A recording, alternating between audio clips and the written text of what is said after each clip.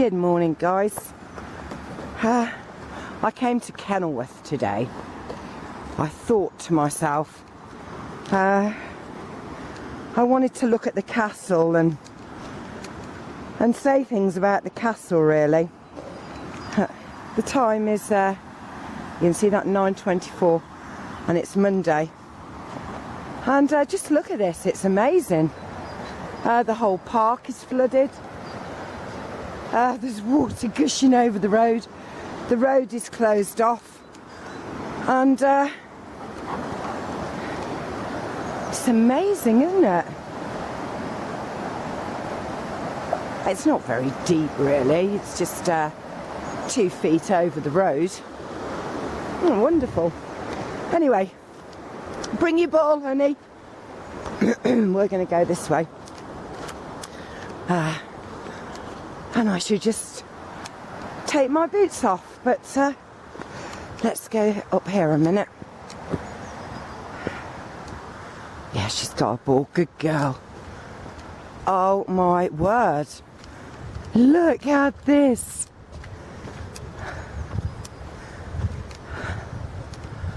We've got a hole. Oh, goodness. We better actually go up onto higher ground, I think, because this isn't meant to be a lake. This is meant to be a field. The lake's over there. Right, so I'm going to find a way around. And he says, oh, I don't care, I'm going in for a swim. Because today I think I need to, I think I need to have a talk about truths again. Yep. Catch you in a mo. Bye. Right, so I'm up now, and we can get an extent of the flooding around Kenilworth Castle. How lovely. So here we are. I just thought I'd let you have a little look. I really wanted to come and see how the road was doing to Kenilworth, so I can see if I can get to Waymorley Wood in the mornings. Here we go. Looks for a little arrow slot. Right, let's go down here then. Wow, that wind is blowing. It is so cold, guys. I'm telling you.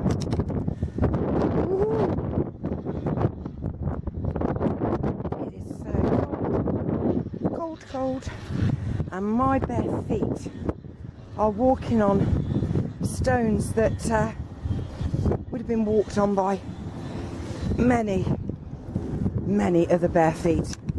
Because I don't actually think many people who lived in this time would have had shoes. Right. Go on then. Off you go. So, it's very, very muddy, very slippy, very sludgy. But yes, here we are. Now, I was thinking about, I'm going to walk on the path actually, if you can in fact call it a path. Oh, it's so slippy. You just feel like if you put your feet into a certain position, you'd be able to mud ski. Do you know what I mean?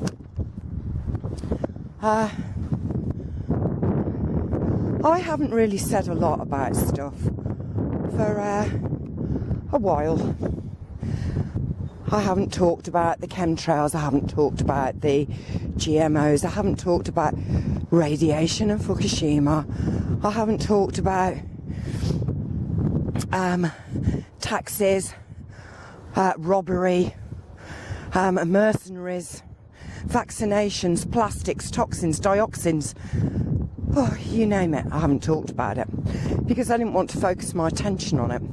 But what has become glaringly obvious to me is that not many people really actually have a clue what's going on. They're still living in their own little soap operas, directed and prompted by the powers that be, or the powers that were, or whatever we're calling them these days. I haven't got a clue, but they're no different to how it was in this day. And this has always been a symbol for me. I don't look and see a castle as a thing of wealth and power and, you know, having control over all these other people. I actually see it as a symbol of insecurity and a symbol of fear. Because in this beautiful paradise, they have to construct this. And generally it's for like 1 or 2 people to protect them. And you and I and our ancestors were the ones who died for them. I mean, can you imagine that? Imagine these people who I don't even really know. I have no idea who they are, where they're from or anything else.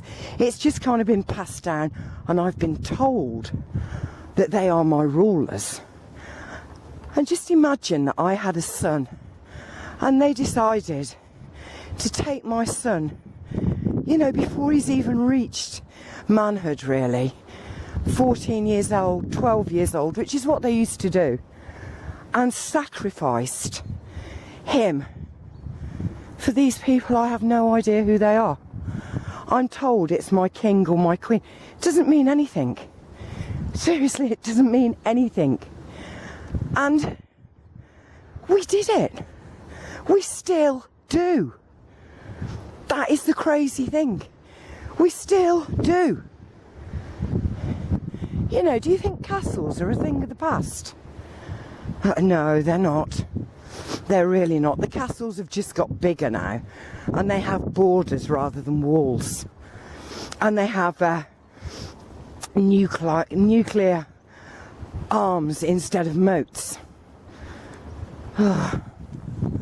Yet we are still giving our sons and our daughters now.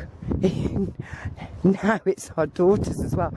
We're giving our sons and our daughters, our next generation, we are giving to these people who we know nothing about. All we do know is that they've gone into other countries and slaughtered indigenous populations, taken the wealth, which is the knowledge, and kept it from everybody else. I don't understand really. It all seems a bit crazy. Should we go and have a look through this little gateway? And this is where it all comes from, guys. This is where it all comes from. If all of us just got on with living our own lives and taking responsibility for our lives, our well-being and our health, believe me, this world would not be in the shitty mess it is in right now. And there's people who think they're free. We have no idea what freedom is, because this is what we have. Bars. Some of them we can see, and some of them we can't.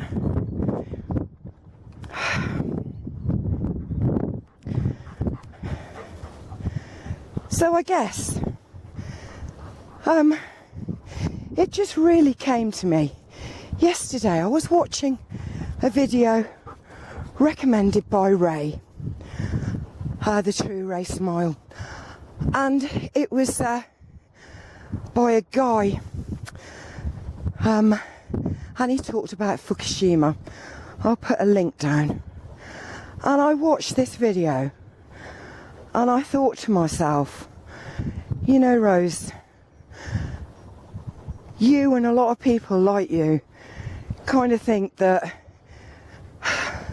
at least a quarter of the world's population must know what is going on by now.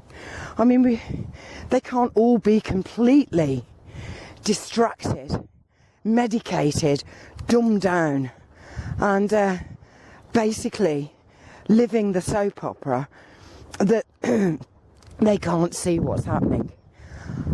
But when I watched his video yesterday, he said, you know, come on everybody, make your videos, it doesn't matter, don't be frightened of what people think of you, we've got to get it out there. And his is particularly on Fukushima. He's a Fukushima fighter, I think.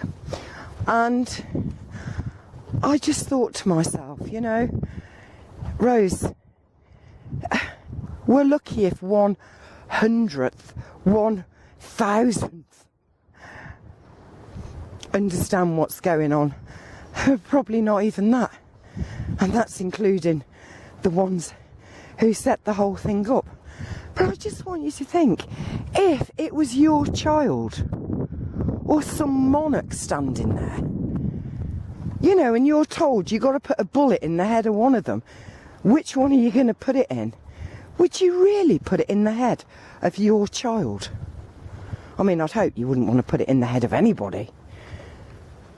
But I mean, come on. But you think, if you dress your child up in a uniform, and let's be honest here, these people are children. Be back in